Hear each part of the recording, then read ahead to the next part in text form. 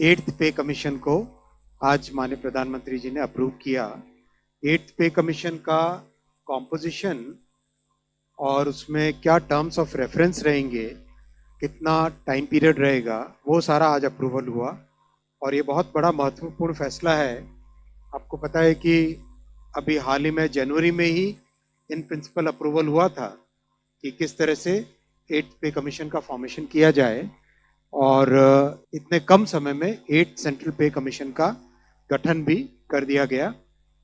इसके लिए काफ़ी बड़ा कंसल्टेशन होता है। कई मंत्रालय जिनमें बड़ी संख्या में सरकारी कर्मचारी हैं सेंट्रल गवर्नमेंट के, डिफेंस हो गया, होम हो गया, रेलवे हो गया, और डीओपीटी के माध्यम से जो जॉइंट कंसल्टेटिव मैकेनिज्म है सभी यूनियंस का, सभी फेडरेशंस का, उस जेसीएम के साथ भी डिटेल्ड कंसल्टेशन होता है। इन सब कंसल्टेशंस के बाद में ये टर्म्स ऑफ रेफरेंस फॉर्मेशन किया गया है, तो ये बहुत ही एक इम्पॉर्टेंट टाइमली एक्शन ले लिया गया है। और करीब 50 लाख सेंट्रल गवर्नमेंट के एम्प्लॉयज़ हैं। कई राज्य सरकारों के साथ भी इसमें कंसल्टेशन किया गया और करीब करीब सभी राज्य सरकारों ने इसमें सहयोग दिया है। 18 मंथ्स के अंदर ये रिपोर्ट आएगी इसकी एट्थ पे कमीशन की। जस्टिस रंजना प्रकाश देसाई को इसका चेयरपर्सन बनाया गया। So she will be heading the eighth pay commission.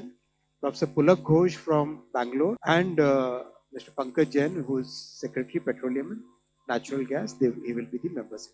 दूसरा बड़ा फैसला लिया गया साथियों आज, nutrient based subsidy for rabi season.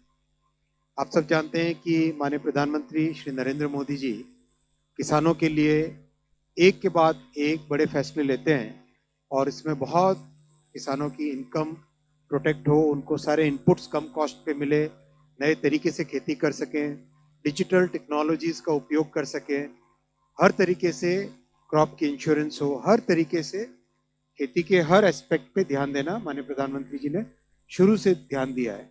आज जो फैसला लिया गया है वो है जो हमारे न्यूट्रिएंट बेस्ड सब्सिडी स्कीम, उसके अंडर पी और के, फास्फोरस और पोटैश और सल्फर, इसकी जो 28 ग्रेड्स ऑफ पी एंड के फर्टिलाइजर हैं उन सबका सब्सिडी का प्रोग्राम आज अप्रूव हुआ। और जैसा आपने पहले भी पिछले कैबिनेट ब्रीफिंग्स में देखा है, जो बड़े फैक्टर्स हैं, इंटरनेशनल प्राइसेस कितने हैं, किस तरह से कॉस्ट पे इम्पैक्ट आ रहा है, किस तरह से डिलीवर्ड प्राइसेस हमारे होते हैं, ओवरऑल सारे फैक्टर्स को मिला के जो बैलेंस्ड यूज करने के हिसाब से जो डिसाइड होता है वो आज डिसाइड किया गया है। और फॉस्फोरस, पोटैश और सल्फर के रुपीस पर किलोग्राम, नाइट्रोजन का भी NPKS, इनका रुपीस पर किलोग्राम के ये प्राइसेस डिसाइड हुए। पी और एस न्यूट्रिएंट्स हैं जो कि इसमें रबी में काफ़ी बड़ी मात्रा में यूज होते हैं, उसके प्राइस करीब 1 to 10% हायर है compare to the previous prices. Then cabinet approved about 37,952 crore rupees का इसका जाएगा टोटल आउटगो, और 1 अक्टूबर 2025 से ये रेट्स एप्लीकेबल हो जाएंगे।